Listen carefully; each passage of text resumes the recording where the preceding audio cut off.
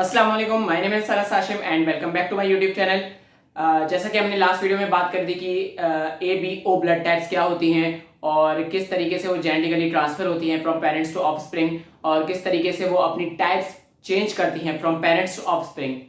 आज हम बात करेंगे आरएच ब्लड टाइप्स के ऊपर, यानी कि पॉजिटिव और नेगेटिव ब्लड टाइप्स के ऊपर। ठीक है, स्टार्ट करने से पहले थोड़ा सा बैकग्राउंड दे दूं। जैसे कि हमने पढ़ा था लास्ट वीडियो में भी कि ह्यूमंस में मौजूद होती हैं तकरीबन 30 रेयर, ठीक है, 30 आपके पास एंटीजन्स मौजूद होते हैं प्लाज्मा में जो कि ब्लड टाइप्स में रिएक्शंस करवाते हैं।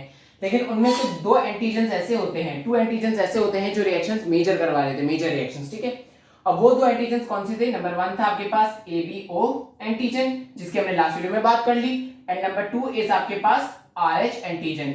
ये RH एंटीजन जो होता है ये आपके पास पॉजिटिव और नेगेटिव साइन देता है आपके ब्लड टाइप्स को। ठीक है, और ये इंपॉर्टेंट क्यों है? क्योंकि ये भी ट्रांसफ्यूजन रिएक्शन करवाता है। अब सवाल ये उठता है कि ABO और RH में फिर क्या डिफरेंस है कि दोनों ही ट्रांसफ्यूजन रिएक्शन करवाते हैं? तो डिफरेंस ये है कि ABO के जो रिएक्शंस होते हैं वो बहुत स्पॉन्टेनियस होते हैं। ठीक है, बहुत तेजी से रिएक्शन करते हैं। अगर मैं B पॉजिटिव बंदे का ब्लड अगर A पॉजिटिव में अगर ट्रांसफ्यूज करवा दूं तो फौरन से एग्लूटिनेशन रिएक्शन हो जाएगा। एग्लूटिनेशन रिएक्शन आपको याद होगा, मैंने बताया था क्लंपिंग ऑफ आरबीसीज इस तरह तरीके से क्लंप होके डिस्ट्रक्शन करती थी और उसके बाद हिमोलिसिस और एनीमिया होता था। अच्छा, इसमें जो रिएक्शन होता है ये होता है डिलेड रिएक्शन, यानी कि अगर मैं ट्रांसफ्यूज कर रहा हूं ब्लड तो फौरन से रिएक्शन नहीं होगा, 2 हफ्ते 4 हफ्ते तक उसके अंदर इम्यूनिटी डेवलप होगी। जैसे कि मैंने इम्यून सिस्टम में भी आपको पढ़ाया था इम्यूनिटी किस तरह डेवलप होती है, एंटीबॉडीज बनती है, तो उसमें थोड़ा सा डिलेड रिएक्शन होता है, इसलिए RH is different from ABO blood types. अब बात करते हैं दो तरीके के RH एंटीजन्स होते हैं।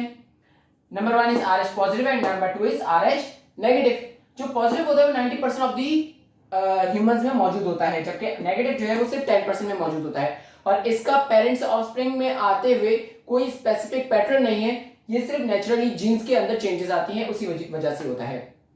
अच्छा, साथ ही साथ अगर हम RH पॉजिटिव के और नेगेटिव के बाद बात करें तो उनकी कॉमन टाइप्स के बारे में बात कर लेते हैं। तो ये है कुछ 6 टाइप्स जो कि आपके पास RH की होती हैं, यानी कि एक RH एंटीजन की 6 मजीद टाइप्स होती हैं, 6 तरीके के एंटीजन होते हैं।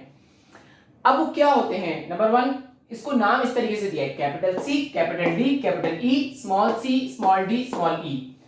एक बात देखने की ये है कि ये दोनों साथ मैंने लिखे हैं, ये दो साथ और ये दो साथ। इसकी वजह क्या है मैं भी समझाता हूं। देखें, अगर किसी बंदे के अंदर ये वाला एंटीजन मौजूद होगा तो उसके अंदर ये एंटीजन मौजूद नहीं होगा।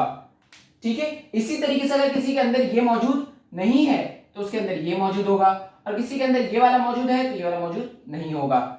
क्या मतलब है? यानी कि आपके पास 3 पेयर बने हुए हैं। ठीक है, ये 6 टाइप्स के 3 पेयर होते हैं। अब तीनों पेयर में से हर एक में से एक एंटीजन का मौजूद होना जरूरी है, और जो भी एंटीजन मौजूद होता है वो ब्लड के टाइप बना लेता है। अच्छा, एक और चीज, जो मोस्ट कॉमन टाइप है आपके पास वो है आपके पास D टाइप। ठीक है, और यही आपके पास डिसाइड करता है कि आपका ब्लड जो है वो पॉजिटिव है या नेगेटिव है। फॉर एग्जाम्पल, अगर किसी के अंदर ये कैपिटल D आ जाता है एंटीजन तो उसका ब्लड ग्रुप होगा RH पॉजिटिव। ठीक है, और अगर किसी के अंदर ये मौजूद नहीं होगा तो जाहिर है उसके अंदर कौन सा स्मॉल d मौजूद होगा, और ये वाला क्या होता है? RH negative. आसान सी बात है।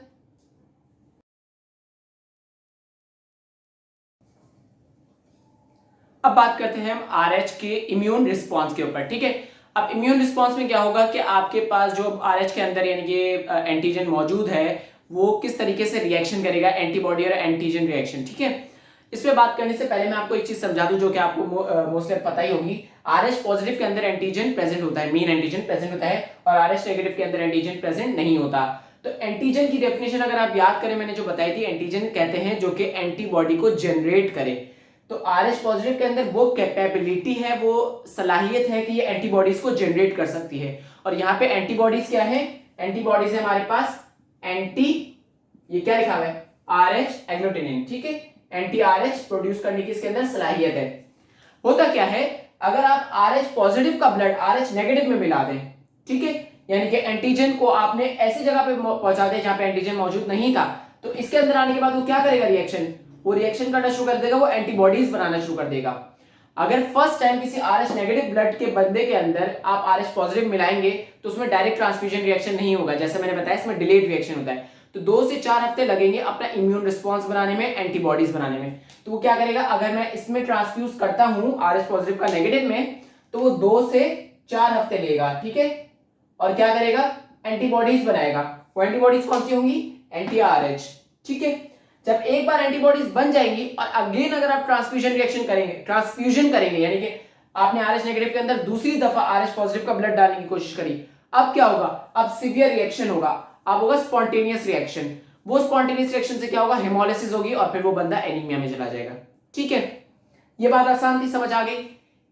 जो मोस्ट कॉमन एग्जांपल है आपके पास RH के ट्रांसफ्यूजन रिएक्शन की, वो आपके पास है इराथ्रोब्लास्टोसिस फेटाइलिस, जिसमें आपके पास मदर जो होती है आपकी मदर, ठीक है, उसका नेगेटिव ब्लड होता है, ठीक है, और जो चाइल्ड होता है जो उसके अंदर होता है, ठीक है, जो अभी बच्चा पैदा नहीं हुआ फीटस, उसका ब्लड होता है पॉजिटिव और फादर का भी होता है पॉजिटिव, ठीक है।